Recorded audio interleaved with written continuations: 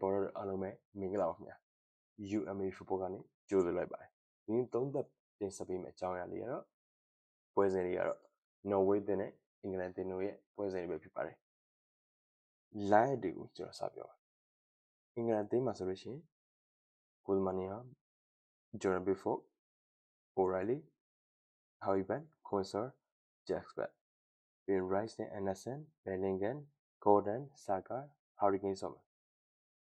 Norway မှာဆိုလို့ရှိရင်တော့ Goldmania မှာ Nyland ဆိုမယ် Ryerson ဆိုမယ် Ajer ဆိုမယ် Hagen ဆိုမယ် Mollawefia left wing မှာဆိုမယ်ဒီ Odegaard Sanabaker Batch ဆိုမယ် right wing မှာတော့ True that Diop ကဘာဖလာမှာစားလို့တုံးတယ်ပြီး Haaland left wing မှာတော့ Nusa အဲ့လိုပဲပို့ထလာမှထင်တယ်ပေါ့ကျွန်တော်မြင်ရ so အင်္ဂလန်သင်းကိုကျွန်တော်ရင်စပြောကြအောင်အင်္ဂလန်သင်းကိုပြောမယ်ဆိုရင်တော့အင်္ဂလန်သင်းမှာတော့အရင်ပွဲတွေကတော့ကစားကွက်အရင်မကောင်းဘူးတောင်ပန်တွေရတယ်အရင်ထင်တော့အလုံးမဖြစ်ဘူး so ဘယ်အလုံးဖြစ်လဲဆိုရင် Harry Kane နဲ့ Bellingham ပဲအဲ့ဒီနှစ်ယောက်အလုံးမဖြစ်အင်္ဂလန်တော်ကိုတိုက်ပတ်လိမ့်မယ်တခုကောင်းတာ Harry Kane ကအထောင်ဆော့တယ်ဆိုမှသူကဘိုင်ယန်မှာကစားလို့ပဲနောက်ကိုဆင်းပြီးတော့ deep line striker ပုံစံမျိုးဆော့တယ်ဗဇန်လေးနဲ့အခြေဆက်လေးဆော့တယ်သူအဲ့လိုမျိုးဆော့တာသူကမစိုးကောင်းတယ်ဒီ Bellingham ရဲ့ work rate ကတော့လုံးဝ high level ပဲဒီပွဲမှာ Bellingham ရဲ့လုံးဆောင်ချက်တွေပြီး assist တွေ goal သွင်းချက်တွေကလုံးဝပြီးသူ့ရဲ့ work rate ကတော့လုံးဝချီးကျူးစရာပဲတက်ဆင်းကိုလုံးဝ up and down ဆော့လိုက်ဒီကစားသမားကတော့တကယ်ကောင်းတယ်အင်္ဂလန်မှာဒီလိုမျိုးကစားသမားရတာအရန်ကိုအားသာချက်ရှိတယ်ပြီး Gordon ကတော့ကျွန်တော်အရန်အားရတဲ့ကစားသမားတော့မဟုတ်ဘူးဒါပေမဲ့ direct play ကိုဆော့တယ်စာကားကြောင့်နည်းနည်းလေးမာယာများကစားသမားပုံစံမျိုးသွားတယ်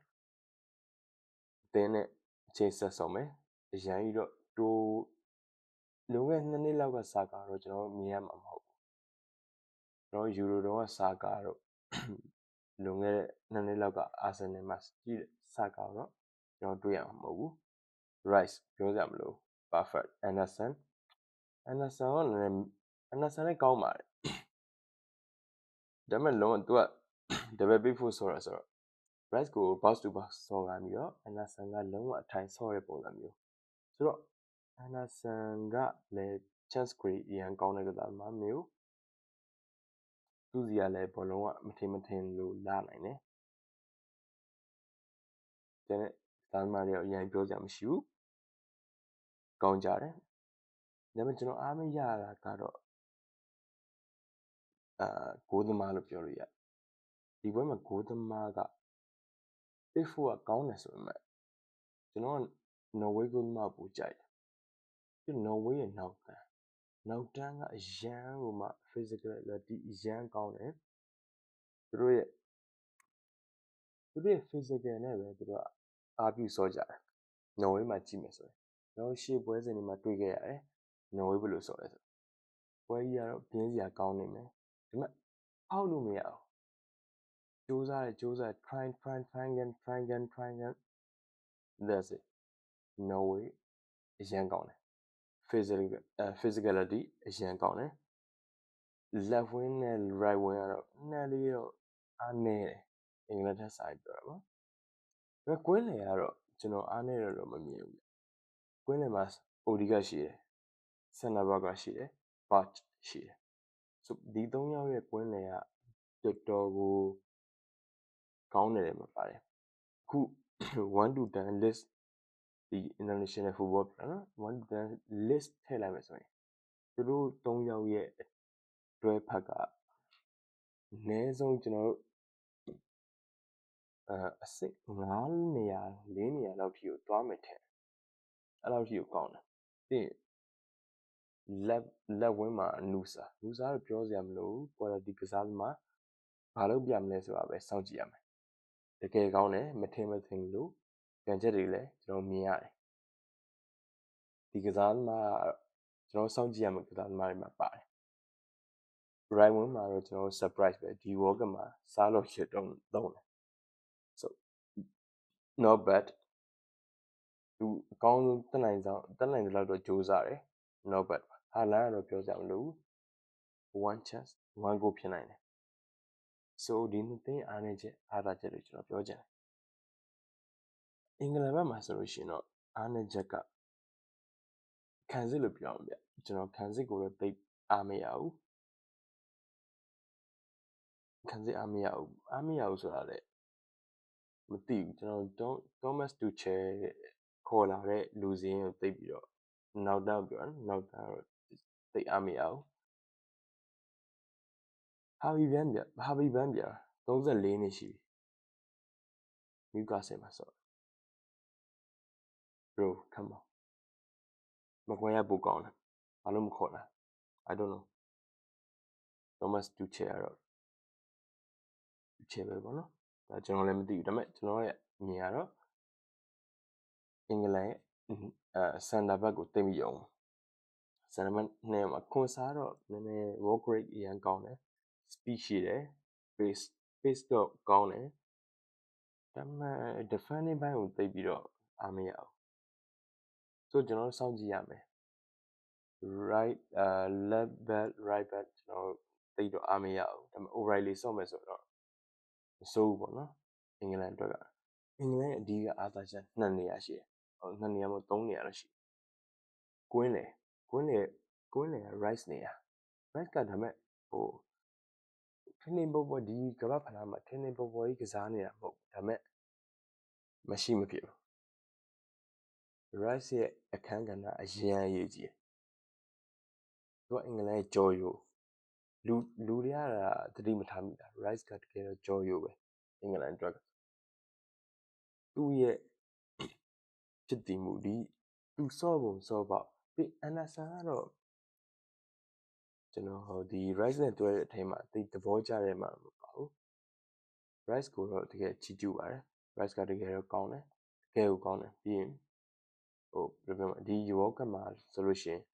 လူမသိသူမသိတကယ်ကောင်းတဲ့ကစားသမားလို့ပြောလို့ရတယ်သူမှချီးကျူးနေမှာမဟုတ်ဘူးသူတလေ rice ကိုဆိုကျွန်တော်တို့ချီးကျူးတယ်တကယ်ကောင်းတယ်ပြီးရင် Bellingham ပြောစရာမလို world class ရှိတယ်တကယ် world class ပဲကျွန်တော်ဘာမှမေးခွန်းထုတ်စရာမရှိဘူး Bellingham world class Harry Kane ကတော့တော့ goal scorer တွေမှာပါတယ်ထောက်ဖို့ဆိုတော့ကပ်မှာဘာလို့သေးလို့ကဲနော်ဝေးသင်းကိုကြည့်ကြနော်ဝေးသင်းမှာကျွန်တော်အားရဆုံးကသူတို့ရဲ့ mentality အရန်ကောင်းတယ်သူတို့ရဲ့စိတ်ပိုင်းဆိုင်ရာအရန်ခံယူချက်အရန်ပြင်းပြတယ်နော်ဝေးဒါအခုသူတို့20နီးပါးလောက်သူတို့ဝေးနေတဲ့ကလပ်ဖလားမှာအခုဆို quarter final ထိရောက်လာခံယူချက်ဘယ်လောက်ပြင်းပြလဲဆိုသူပွဲနိုင်ရသွားတယ်သူတို့ရဲ့အောင်ပွဲခံဟို Viking ရဲ့လှေလော်တဲ့ပုံစံပေါ့နော်အဲ့ဒါကိုလုပ်တယ်သူတို့ရဲ့ mentality ကို high ဖြစ်အောင်အမြဲလုပ်ထားတယ်ဒါတခုကတော့ကျွန်တော်အားသာချက်နော်ဝေးကစားသမားတွေကို short တွက်လို့မရဘူးအားလုံးက mentality အမြင့်ဆုံးမှရှိတယ်အင်္ဂလန်ထက်လည်းပိုမြင့်တယ်ဆိုဒီတော့ကျွန်တော်ပြောရမယ်ဆိုလက်ဝင်းမှာနူစာရန်ကောင်းတယ်နူစာကစားတဲ့ပုံစံကျွန်တော်ဒီ World Cup မှာဆိုတော်တော်ကြီး quality မြင့်တယ်လည်းမပါတယ်ဟိုလက်မဲရမဲစီရတော့မှကျွန်တော်တို့အဲ့လိုမျိုးနူစာကစားတဲ့ပုံစံမျိုးကျွန်တော်မတွေ့ရသေးဘူးဒါပေမဲ့နော်ဝေးကနူစာအခုဒီ World Cup မှာလက်မဲရမဲတဲ့အများကြီးကောင်းတယ်ဒါတော့ကျွန်တော်ညင်းလို့မရဘူးသူရဲ့ကစားပုံကစားဟန်ဂိုးသွင်းတဲ့